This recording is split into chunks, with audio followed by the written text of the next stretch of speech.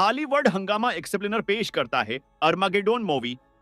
Movie की शुरुआत में हमें यह बताया जाता है कि जब लाखों साल पहले जमीन पर डायनासोर का राज हवा करता था, तो इस वक्त धरती पर एक बहुत बड़ा खलाई तोदा टुकड़ा गया, जिससे इस जमीन से डायनासोर की नस्ल खत्म हो गई थी। और अब लाखों साल बाद कुछ ऐसा फिर से होना जा रहा है। इसके बाद हम नासा का एक स्पेस सेंटर देखते हैं, जहां पर एक खलाबाज कम्युनिकेशन सिस्टम को ठीक कर रहा होता है। मगर तभी वहां पर पत्थरों की बरसात होने लगती है और उस खलाबाज समेत पूरा सैटेलाइट सेंटर भी तबाह हो जाता है। वहीं जमीन पर मौजूद नासा के साइंटिस्ट का राबिता भी उन खलाबाजों से टूट जाता है। इसीलिए वो इस सैटेलाइट की वीडियो को दोबारा से जब देखते हैं, तो उन्हें पता चलता है कि कोई अनजान चीज उनके शटर से टकराई थी। दूसरी तरफ अब न्यूयॉर्क शहर में वो खलाई तौदे गिरने लगते हैं, जिससे पूरे शहर में भयानक तबाही मच जाती है, जिसमें हजारों लोग भी मारे जाते हैं। इस तबाही की वजह से अमेरिका को लगा कि शायद उन पर मिसाइलों से हमला हो रहा है, लेकिन तब नासा का एक साइंटिस्ट जर्नल को बताता है कि ये कोई मिसाइल हमला नहीं, बल्कि खलाई तौदों की बारिश हुई है। अब ये क्यों हुआ, इसी बात का पता लगाने के लिए नासा के लोग हवाई टेलीस्कोप से जब तस्वीरें लेते हैं, तब वह देखते हैं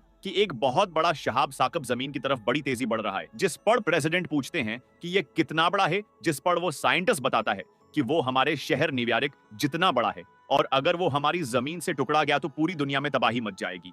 और वहीं उस शहाब साकब की स्पीड से साइंटिस्ट को यह भी पता चलता है कि वो अगले 17 दिन में जमीन से टुकड़ाएगा। जिस पर जर्नल कहता है कि हमें फिर उस पर न्यूक्लियर हमला कर देना चाहिए, जिस पर साइंटिस्ट कहता है कि ऐसा करने से भी कुछ फायदा नहीं होगा। तब रोनाल्ड नामी साइंटिस्ट कहता है कि अगर हम इस तूदे के अंदर एक बड़ा होल करके इसमें एटमी हमला करें, तो वो बड़ा तूदा दो हिस्सों में तकसीम हो जाएगा, जिससे जमीन बच सकती है। लेकिन इस काम के लिए नासा को किसी ऐसे शख्स की जरूरत होगी जो ड्रिल करने का माहिर हो। इसके बाद सीन शिफ्ट होता है और हम हैरी नाम के एक शख्स को देखते हैं, जो कि समंदर से ऑयल निकालने का काम करता है, और वो आज साउथ चीना में ड्रिलिंग का काम कर रहा था। जिस दौरान उसे पता चलता है कि उसकी कंपनी में काम करने वाला ईजे नाम का लड़का उसकी बेटी ग्रीस के साथ डेट कर रहा है। और इस बात का पता चलते ही हीरी देश में आ जाता है और ईजे पर गोलियां चलाता है। अब उनकी लड़ाई चल ही रही होती है कि तभी अमेरिकी के सरकारी अफसर वहां आ जाते हैं और हैरी को अपने साथ चलने का कहते हैं, और यहाँ वो ऑफिसर है। हैरी को नेशनल सिक्योरिटी का हवाला देकर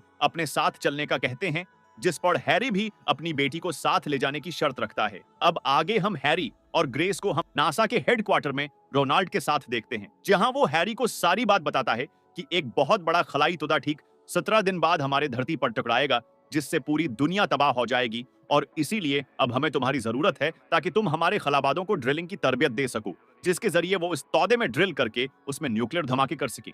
अब ये सुनकर हीरी कहता है कि मैं पिछले 30 सालों से ड्रिलिंग का काम कर रहा हूं और मैं अपनी टीम के साथ ही आज तक कामयाब हुआ हूं। इसीलिए अगर तुम मुझसे मदद चाहते हो तो ये काम मैं खुद अपने साथियों के साथ करूंगा, क्योंकि तुम्हारे लोगों को इतने कम वक्त में ट्रेनिंग देना नामुमकिन है। इसीलिए अब रोनाल्ड होगा। हैरी की पूरी टीम को भी नासा में बुलवा लेता है, जहां पर रोनाल्ड इन सबको खलाई पत्थर के बारे में बताते हुए कहता है कि अब जमीन का मुस्तकबल अब तुम्हारे हाथ में है, इसीलिए अब तुम्हें किसी भी हालत में उस पत्थर में होल है करना होगा। जिसके बाद अब नासा में इन सब का मेडिकल और मेंटली टेस्ट होते हैं। उसके बाद उन्हें स्पेस में रहने की ट्रेनिंग दी जाती है, जहां कर्नल वली शारिप उन्हें X-73 के बारे में बताते हुए कहते हैं कि तुम्हारे पास सिर्फ 12 दिन ही हैं, और उन 12 दिनों में ही तुमको स्पेस में जाने की तरबियत दी जाएगी। और अब कुछ दिनों की ट्रेनिंग के बाद टोरमन उन्हें बताता है कि स्पेस में जाने के बाद तुम्हें सबसे पहले रशीन स्पेस सेंटर में जाना होगा, ताकि तुम वहां से अपने रॉकेट के लिए फ्यूल और ऑक्सीजन मास्क लेने होंगे। और उससे जरूरी बात ये कि उस आर्गावट में पहुंचने से पहले तुम्हें वो न्यूक्लियर बम फोड़ना होगा,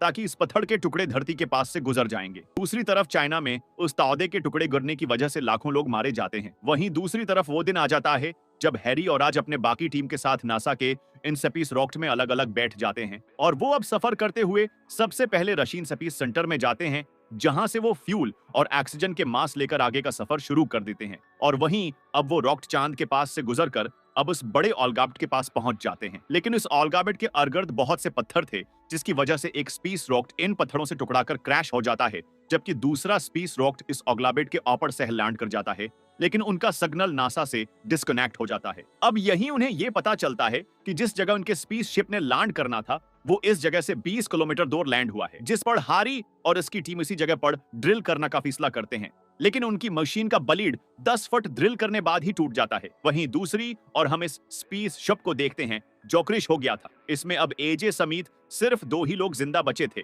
इसीलिए वो अब ड्रिलिंग का बाकी सामान लेकर हैरी की तरफ निकल पड़ते हैं, जबकि वहीं पर हैरी उसकी टीम मशीन का निया बलिड लगाकर ड्रिल करने की दोबारा से कोशिश कर रहे थे। लेकिन उस तौदे का पत्थर इतना मजबूत था कि वो फिर से टूट जाता है और अब इनके पास सिर्फ 6 घंटे ही बचे थे। तब नासा के लोग इन पर गुस्सा करते हैं, क्योंकि अभी तक 70 फीट ही ड्रिलिंग उन्होंने की थी, जबकि मिशन के मुताबिक अभी 800 फीट तक गड्ढा खोदना था।